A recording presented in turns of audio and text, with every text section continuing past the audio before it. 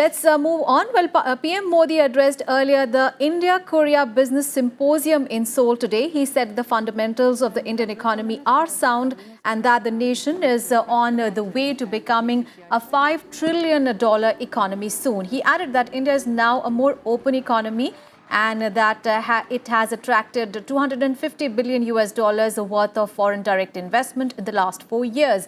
He also said that the government's hard policy decisions have helped India jump to the 77th spot on the World Bank's Ease of Doing Business rankings.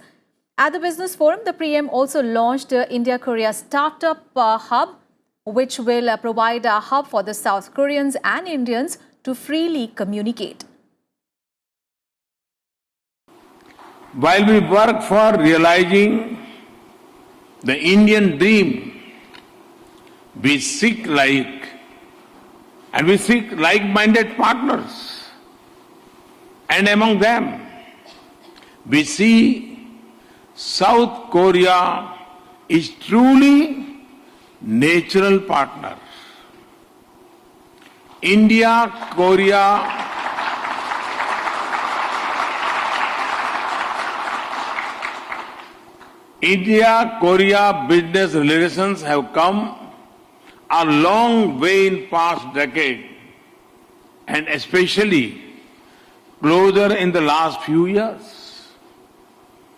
India is among top 10 trade partners of Korea and India is the 6th largest export destination for Korean goods.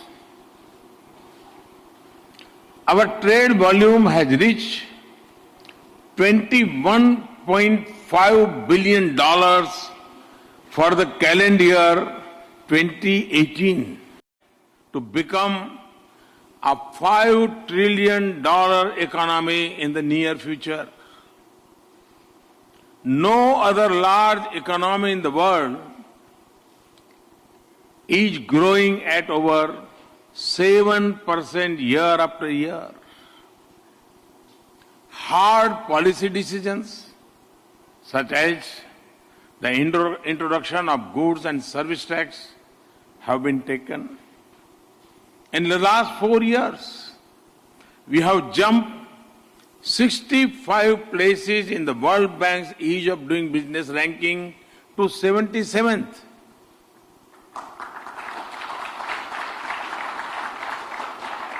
And we are determined to move into the top 50 next year. We are one of the most open countries for foreign direct investment today. More than 90% of our sectors are now on automatic route for approval.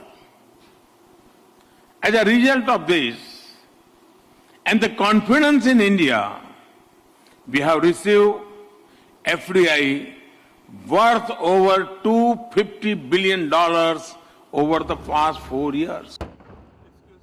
And on Friday, PM Modi will hold a bilateral summit with South Korean President Moon Jae-in on issues relevant to the regional and global stability.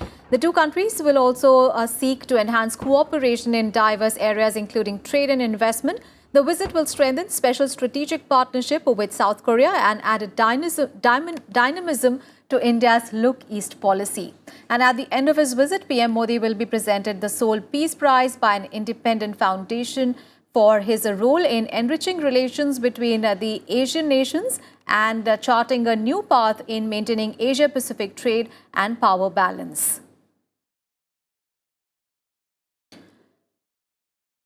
All right, so PM Modi is on a 2-day visit to South Korea. It's a very short visit, but at the same time, PM Modi's itinerary is completely packed. PM Modi addressed the India-Korea Business Symposium in Seoul some time back. He also addressed the students at the Yonsei University a short while back, where he also unveiled a bust of Mahatma Gandhi. And PM Modi will also hold the second summit meeting with President Moon Jae-in tomorrow. And the MEA has said that this is a very significant visit, basically a harmony between New Delhi's Act East policy and South Korea's New Southern policy. This is PM Modi's second visit to South Korea in the last 5 years. And tomorrow, PM Modi will hold a bilateral meeting with South Korean President Moon Jae-in. At this meeting, the two countries will look to enhance cooperation in diverse areas, including trade and investment. And the MEA has said that the visit will strengthen the special strategic partnership with South Korea and also add dynamism to the India's Look East policy. Let's go across to our colleague Akhilesh Suman, who's joining us live from Seoul. Akhilesh, now we just heard PM Modi speaking at the symposium, business symposium, and also at the Yonsei University. And indeed, you know, this visit seems to be a harmony really between New Delhi's Act East policy and the South Korea's new Southern policy. How do you look at this visit? And also, PM Modi is going to have bilateral talks with the South Korean President Moon Jae-in tomorrow. What is expected of that meeting? I am standing in the same university where Prime Minister had unveiled the bust of Rashtrapita Mahatma Gandhi. And you know that this is a major issue at this point of time in South Korea, whether there will be peace between South Korea and North Korea. And in this point of time, you know, unveiling of bust of Mahatma Gandhi really gives a message.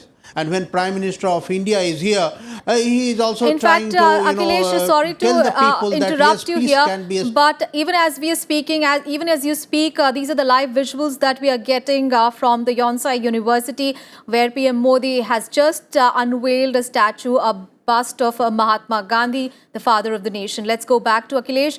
Akhilesh, as you were telling us about the significance of this visit.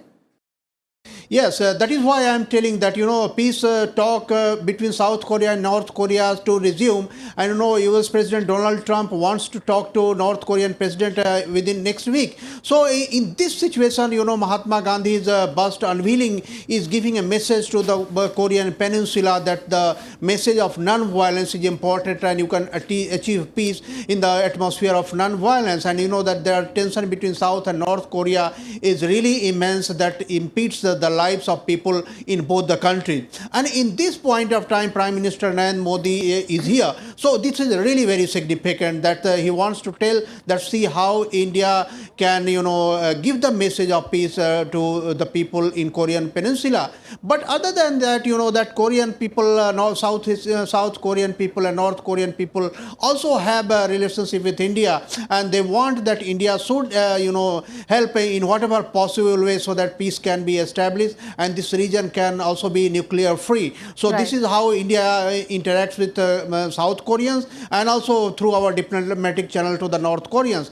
But other than that, you know, that Prime Minister Narendra Modi in the morning had interacted with, you know, South Korean business people, morning according to our time. So South Korean business people and South Korean business people, even the trade minister, they have very high hope because the way India has created an atmosphere of investment, they are telling that India and South Korea can go long way. And Prime Minister Narendra Modi have also told them that, you know, that India has, even in an infrastructure sector, it has $700 billion opportunity in India. Prime Minister Narendra Modi told them. And, you know, South Korean people, South Korean trade minister said that, you know, South Korea and India can make fantastic relationship as far as investment and trade are concerned. So in this atmosphere, Prime Minister Narendra Modi, when, you know, he is coming here for the second time, he is going to have a summit level talk with South Korean president for the second time. He will also review the whole, you know, gamut of relationship between the two countries, the investment that has been made, and also also the opportunity, further opportunity. So this visit in that way is very important. Indeed, a very significant visit by Prime Minister Narendra Modi, and he will also accept the Seoul Peace Prize that will be conferred upon him. Thank you so much, Akhilesh, for all those updates there from Seoul. On to some other news. Vice President Venkaiah Naidu today laid the foundation stone for various railway projects of the South Central Railway in Nellore. The Vice President launched the railway projects via remote video link. Railway Minister Piyush Goyal and the officials of the railways were also present at the occasion. The projects include the redevelopment of Nellore Railway Station, new foot-over bridge at the Nellore South Railway Station, and upgraded passenger amenities at the Tirupati Railway Station. He also flagged off the Nellore-Chennai Central service and launched the free high-speed Wi-Fi facility at Nellore, Gudur and the Renigunta railway stations. And addressing the gathering, the Vice President said that these railway projects will improve the connectivity and establish higher benchmarks for the passenger safety and comfort and will improve the ease of travelling. He even added that a sustainable, modern, economical and efficient transportation sector will play a key role in India's economic growth, including the removal of social disparity and reducing the carbon footprint. India is moving faster and it's a major growing economy in the world. As a burgeoning economy with a huge youth population that is witnessing urbanization at a massive scale and fast industrialization, India's transport needs are also rising exponentially. A sustainable, modern, economic and efficient transformation sector would play a key role in India's economic growth. World is moving faster. India is moving much more faster. And earlier in the day, he inaugurated the FM radio station in Nellore and spoke to the people of Nellore in Telugu after the launch. He also inaugurated a medical camp in Sardar Patel Nagar in Nellore.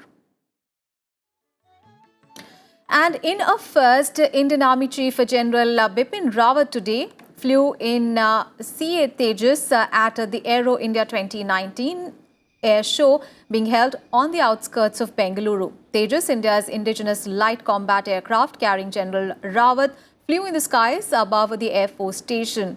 General Rawat sat behind the pilot in a two-seater trainer variant of the LCA Tejas. Now, this was the first time that General Rawat flew in the homemade fighter jet, known for its agility, being the smartest and the lightest multi-role supersonic fighter jet in its class.